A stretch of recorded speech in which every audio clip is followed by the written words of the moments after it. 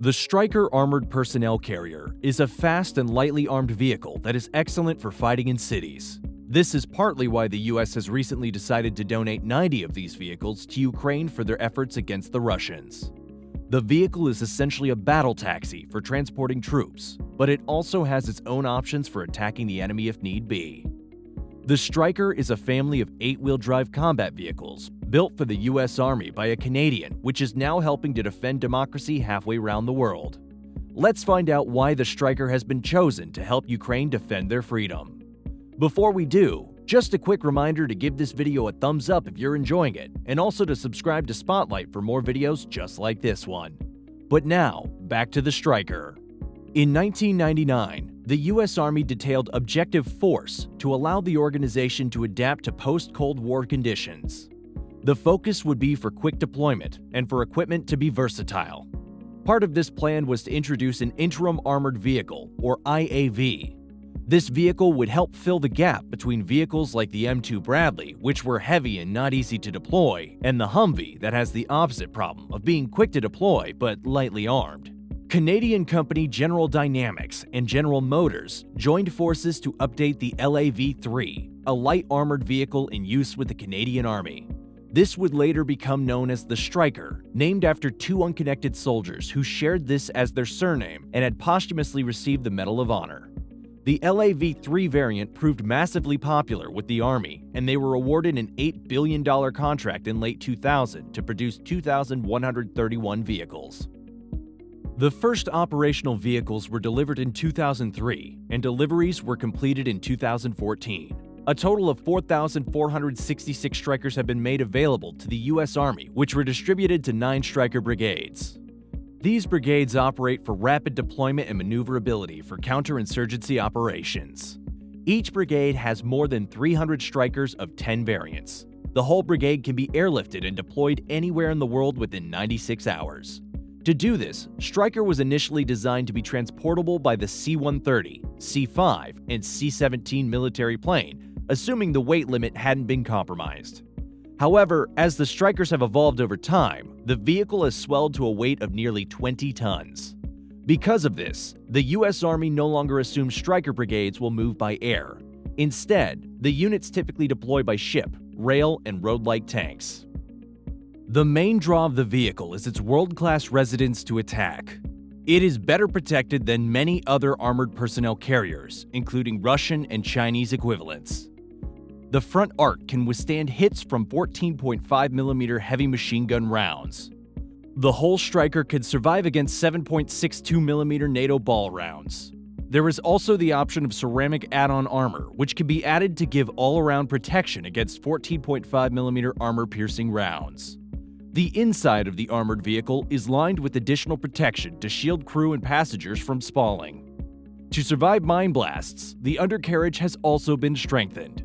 Reports have suggested that Strykers are more effective than other armored personnel carriers in surviving mines and improvised explosives.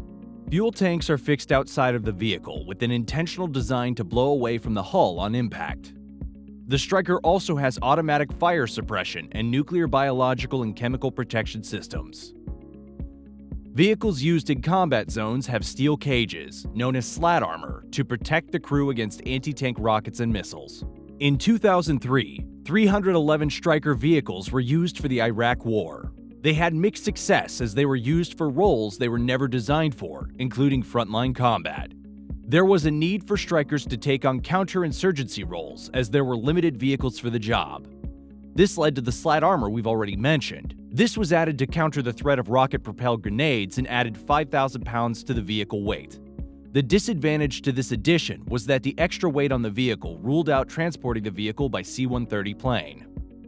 The vehicle uses a Caterpillar 3126 diesel engine, courtesy of 350 horsepower. This is the same engine present on some US Army trucks.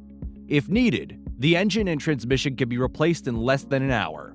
There's also versatility in the drive itself, as wheels can switch between 8x4 configuration on roads and 8x8 mode on rough terrain. The Stryker features a central tire inflation system, which adjusts to different terrain, allowing mobility in all locations. The vehicle is equipped with tires that can run even when flat for a couple of kilometers before it falls to pieces completely. On top of this, it also has a self-recovery winch. However, unlike most modern APCs, this vehicle is not amphibious and is designed for land only. Although the Stryker is primarily used for defending against attacks, it also has some weaponry of its own. It's armed with an M2 12.7mm heavy machine gun with 200 rounds, or could feature the Mark 19 40mm automatic launcher with 430 grenades instead. These can be mounted in a remotely controlled weapons station. The Stryker takes advantage of high-tech computing technology. An example of this is its Battlefield Information Management System, which integrates information acquisition and processing to enhance command and control of the unit. It also has the ability to link up with other similarly equipped vehicles and command posts. The Stryker's position information is available through a GPS receiver. This armored personnel carrier has a crew of only 2, typically made up of a commander and a driver. They can carry a squad of 9 fully equipped soldiers. There is a rear power-operated door that troops can enter and leave from. The main role of the Stryker is to provide protection to and from the battlefield, but due to its relatively light armor, would be a liability on the battlefield itself. The Stryker is a family of vehicles. The baseline version is the M1126 infantry carrier vehicle that we've looked at so far. The M1127 is a reconnaissance vehicle. The MGS in the M1128 MGS stands for Mobile Gun System. This variant was fitted with a 105mm gun. It was found that this version had a number of drawbacks and was released in relatively small numbers. As of 2013, there were 27 of these vehicles per Stryker brigade. The M1129MC, mortar carrier, is armed with a 120mm mortar. Then there's the M1130 command vehicle, the M1131 fire support vehicle, the M1132 engineering squad vehicle, M1133 medical evacuation vehicle, the M1134 anti-tank guided missile carrier armed with TOW missiles, the M1135 nuclear, biological, and chemical reconnaissance vehicle, and finally, the M1296 Dragoon. This is an upgraded version of the original Stryker with significantly improved lethality. It is fitted with an unmanned turret armed with a 30mm cannon. The administration of US President Joe Biden has announced the Strykers as a part of a $2.5 billion military aid package for Ukraine that also includes 59 M2s plus armored trucks, artillery, air defenses, and thousands of tons of ammunition. It's hoped that this package will help the defensive effort for the country. The Strykers will definitely contribute to this effort. There is very little competition for an armored transport vehicle that could withstand quite as much punishment as the Stryker. From its service in Iraq through to the present day, the vehicle has evolved into something not as transportable but far tougher than the US Army originally thought it could be. As a result, these vehicles will provide the ideal transportation support for getting troops to and from battlefields.